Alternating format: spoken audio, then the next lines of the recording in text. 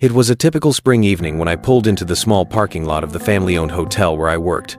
The sky had taken on that deep blue hue of early nightfall, and the chill in the air hinted at rain. The hotel, quaint and unassuming, was nestled on the outskirts of our quiet town. While not luxurious, it had charm, and regulars often praised its warmth and friendliness. The spring season was slow for us. On that particular night, there were only a handful of guests checked in. I was covering the 6 p.m. to 2 a.m. shift, something I had done countless times before. The rhythm of my evening was familiar, organizing paperwork, assisting guests with late check-ins, and occasionally sneaking bites of the snack I packed for these quiet hours. But something about that night felt different. The air was heavier, and the silence seemed too loud, as if waiting to be broken. At around 11 p.m., the front doors swung open, and a man entered. He was pulling a large rolling suitcase behind him. He looked tired, his shoulders hunched, and his expression weary. He approached the desk with a soft-spoken demeanor that was almost calming.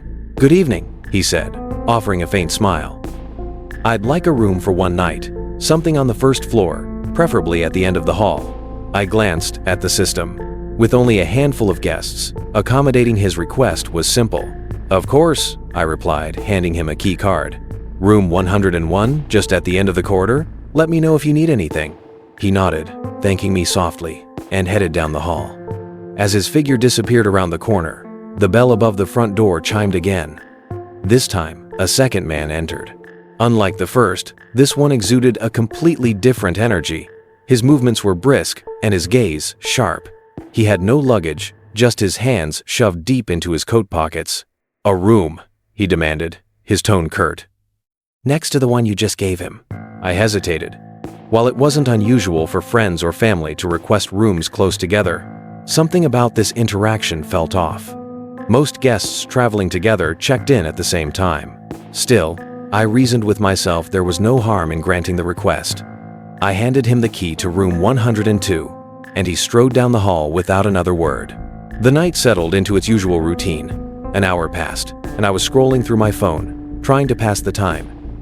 That's when the phone at the front desk rang. The screen displayed a room number, room 101, the kind man's room. "Hello, front desk," I answered, but there was no response. Just a shuffling sound before the call abruptly ended. Odd, I thought, but not alarming. Perhaps he dialed accidentally. Still, something nagged at me, a faint unease I couldn't shake. Minutes later, a loud thud echoed from the direction of the rooms. The sound was sharp, almost like something heavy had fallen. I stepped from behind the desk and peered down the hallway. It was empty, the fluorescent lights casting stark shadows on the walls. I debated checking on the noise, but decided against it. Guests would usually report issues if something was wrong. 30 more minutes passed without incident until I heard footsteps.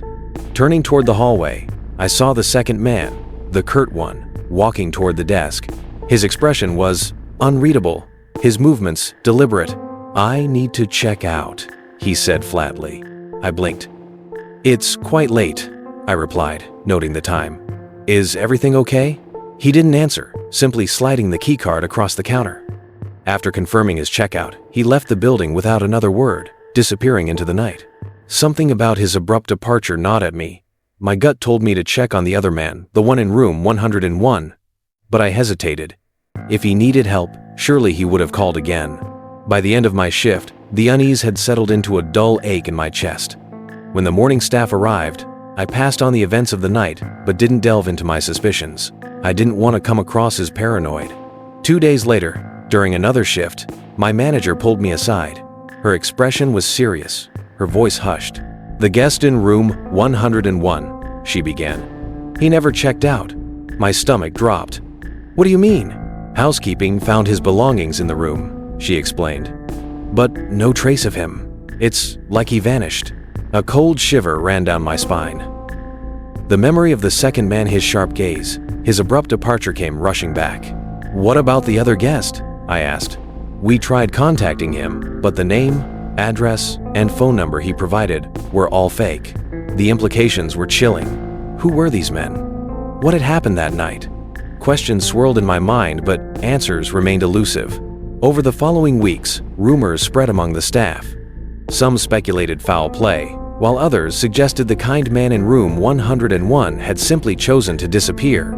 The truth, however, remained locked behind the closed doors of room 101. To this day, the events of that night haunt me.